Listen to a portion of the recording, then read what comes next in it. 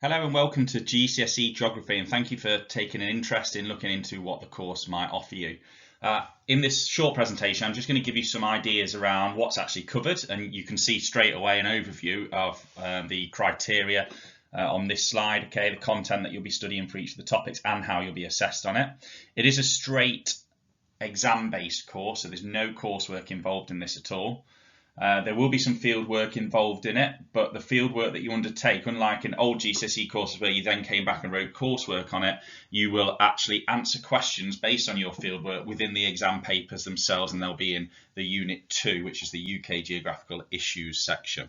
Okay, I'll also go over what kind of student you want to be if you want to be looking at doing GCSE Geography, okay, and also how that can help you in the future and what that might lead on to.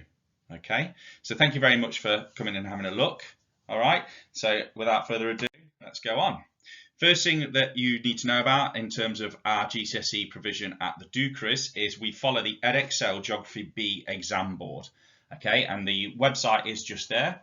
Okay, Edexcel recently changed their name to Pearson, but they still carry the tagline Edexcel Geography. Okay, so if you Google Edexcel Geography B or Pearson Geography B, you'll be able to find the website really quickly, but there is a link to it just there. On that website, you'll be able to find the specification, so you can see more in depth about what exactly is required for each particular section. If you want to look at that, you'll also find some helpful information there for parents and carers and yourself as students in terms of what kind of things you'd be looking for in terms of undertaking study in geography. If you've got any questions at all, obviously don't hesitate to contact myself, Mr. Cornt, or Miss Robson, and we'll be able to answer any of the questions that you might have as well. Okay, so what kind of student do you need to be if you want to be looking at geography? Okay, first and foremost, you've got to have an interest in current affairs, because that's what geography is. It's all about how we interact with the environment around us and how that changes scenarios and different impacts that might have. Okay, so it's suitable for students who are highly motivated and interested in current affairs. If you're someone who's got the BBC News app on their phone, on their iPad or whatever, or you're interested in listening to the news or things like that, then geography is right up your street, because it is very, very current and helps us put a structure in place to understand the things that are happening around us in the world. Okay, if you're seeking to understand why they've happened and how they relate to society today and your own lives, okay, then it's absolutely something for you. Okay. There's a lot of independent study involved outside of the classroom, so you've got to be someone who's quite highly motivated and is willing to get a textbook out or go on the internet and search certain things when you're outside of the classroom. Okay, there's a lot of stuff in geography that you're taught the principles for in lesson, but in order to apply them, you've got to have that key basis of an understanding of the outside world and actually an inquiring mind and wanting to go and look at these. Okay. You need to be able to do that, and you've got to be able to demonstrate those kind of skills already, really. Okay, if you're someone who isn't really bothered about what's going on in the world, okay, then think about what the reasons for that might be, all right, and think about how you might overcome those, and that geography might be something you want to look at to help support you with that. Key features of this course will allow you to engage in the process of geography, as we've already talked about, and develop as effective and independent learners, okay, and you'll become critical and reflective thinkers with inquiring minds. You'll be able to ensure that you develop your knowledge and understanding of geographical concepts and appreciate the relevance of these concepts to our changing world. So we'll look at things in geography and you'll be able to apply them to the things that are happening. Okay, we're going to look at things like spatial patterns, about why population is located where it is on the planet, and that helps you understand things like why COVID, for instance, spreads as quick as it does in cities compared to rural areas. Okay, so it gives you that superstructure to help understand the world around you. It's helped you to develop a framework of spatial awareness, okay, in which you appreciate the importance of the location of places and environments from local to global. So looking at things around the Dukeries, that's our very, very local, okay, the school in which we operate, all the way up to a global scale, okay, something like, again, the pandemic, COVID-19, what that impact has had globally compared to the impact that it's had perhaps just on our school, okay. Enable you to appreciate the differences and similarities in people's views of the world and its environments, societies and cultures. Okay, the world is a very different place in different areas, and geographers in particular have key skills around understanding why those differences exist within different contexts, okay, and how that applies meaning to the world in which they live. You'll also begin to understand the significance of values and attitudes in the development of resolution of issues. At the Dukas, we talk a lot about our values, okay? We always talk about how we need to be striving to be ambitious, okay, to have integrity and to always follow excellence, okay? We've got to think about those things in terms of what it is that we want to achieve moving forward. And that geography gives you a baseboard for that in terms of what it can help you understand in the world you live in and how you can apply that into things like the work that you'll go into in the future or your future study in A-level or college or whatever it is you decide to do. So let's get into what we actually do.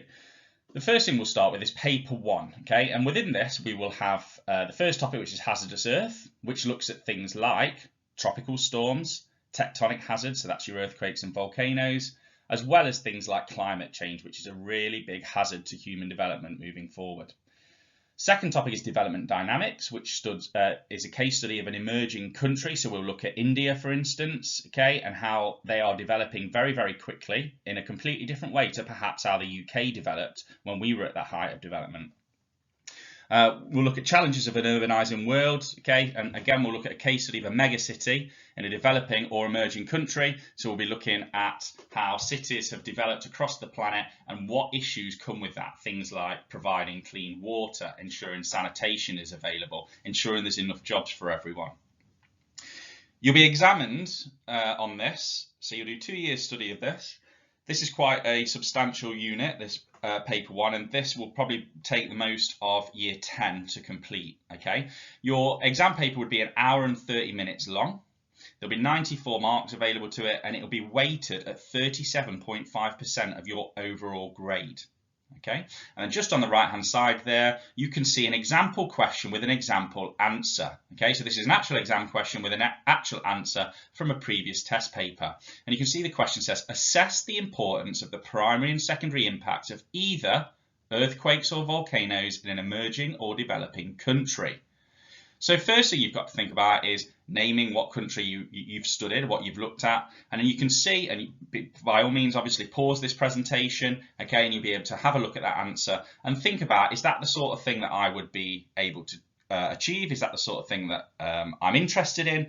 Is that the sort of thing that I could structure together, okay? So just to give you an idea of what an exam paper entails, okay, and as you can see there is quite a bit of writing involved. That's not the full answer, it does go on to a second page as well. That's why it kind of stops at the end there, but it just gives you that idea of the requirements of the exam, so you've got an idea before making any decisions.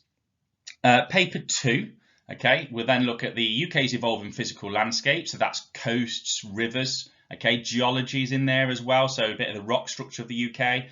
And that's where we will do field work as well. So we might go to a coastline, okay, and we'll look at how the coast is affected by erosion, for instance, okay, and that field work will be undertaken within school time, right? We'll talk about it in lessons, and then you'll be able to use that information, that knowledge in your exam paper.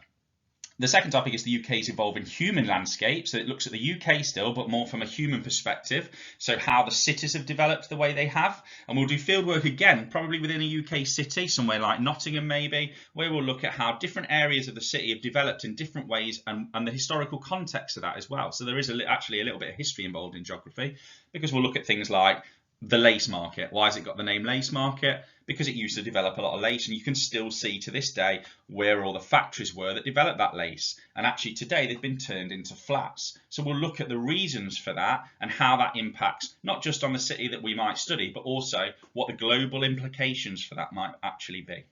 Okay, again, the exam paper is 1 hour and 30 minutes, this one, 94 marks available, and 37.5% of your grade is on this paper too. And you can see on the left-hand side on this one, we've got another example exam question, okay, which is assess the influence of geology on the landscape of the UK. Okay, so that's looking at how rocks and the rock type and rock structure has changed the landscape of the UK and what influence it's actually had on that. All right, and again, feel free to pause it, read through the answer, so you've got a bit of an idea of the expectations within the exam paper. Paper 3, Okay, slightly different. So paper 1 and 2, you've developed a lot of knowledge, okay, and you are answering questions on that in a typical exam style. This is an exam paper, again, an hour and 30 minutes, only 64 marks on this, and it's only 25% of your overall grade. So it's not quite as weighted as the first 2 papers. However, what you do in this is we will study 3 topics, which are listed there on the left-hand side: people in the biosphere, forests under threat, and consuming energy resources. These are really topical and current issues that we face in the world. And what you do from that, okay, is you learn general principles around those things, and then you go into the exam and you'll be given a resource paper in this exam. The resource paper is no more than 8 pages in length and no more than 1,500 words, okay? And there'll be lots of diagrams and images in that, but the wording itself will be no more than 1,500. And the idea is you go in and you study that booklet. You will not have seen that booklet before you're in that exam, neither will your teachers. Okay, and you use all the skills that you've developed through Unit 1, through Unit 2, and through studying those 3 particular areas for Unit 3, and you will use all of that information to analyse the contents of that booklet.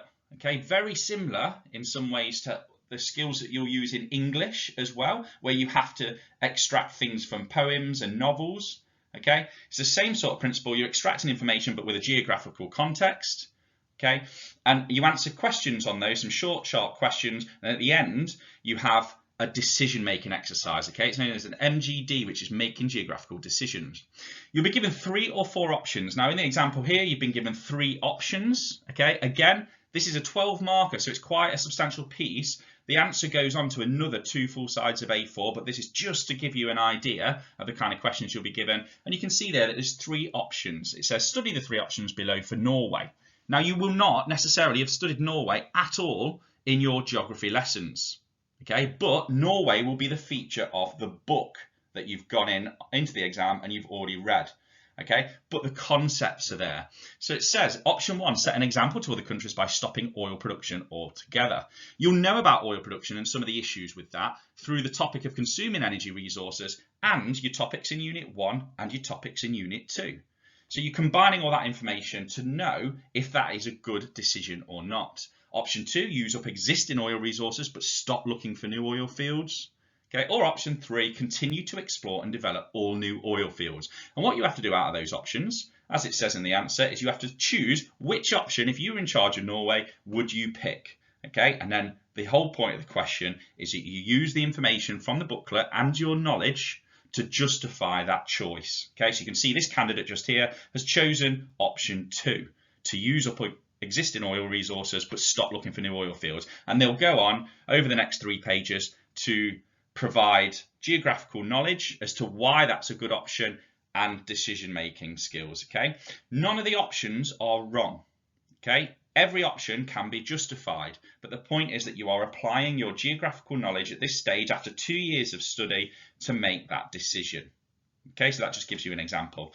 Again, if you go on to the website that I told you about at the very start of this presentation, if you wish to go back and look at that website link, okay, you will find not only the specification on that website, but you'll also find some sample assessment materials. So if you want to look in more depth at what an entire exam paper looks like, you will be able to see that. They have published exam papers, okay, and you'll be able to see what the whole paper looks like as a whole. So you can go onto that and look at this paper 3, and you can have a look at the whole thing if you wish. All right, do use those resources to explore different aspects.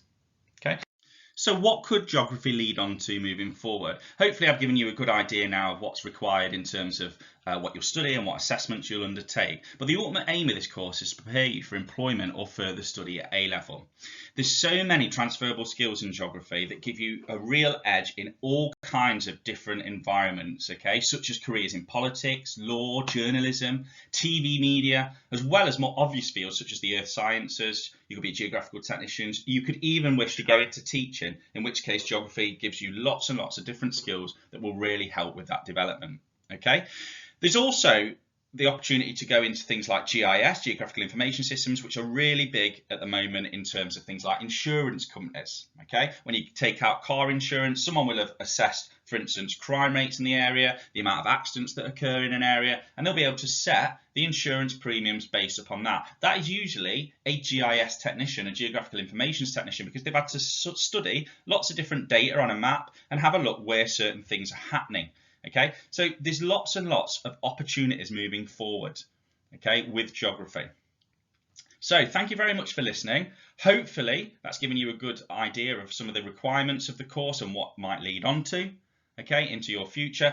Please use those resources I've discussed already. Go and have a look at the website, okay? Have a look at the sample assessment materials, and that's advice I would give you for all of your subjects. I'm not just talking about geography there, because it's really important that you are making the best informed decisions that you can for you, okay? Because you've got 2 years moving forward, and it's really important that you have made those right choices to begin with. Otherwise, it can be a very difficult time, okay? If you've picked a subject based on something like your mate's taking it, okay, and actually that's not something you actually enjoy, okay? It can be a very difficult couple of years. So it's really important you're making those informed decisions. So hopefully this has given you some of an idea about what geography entails.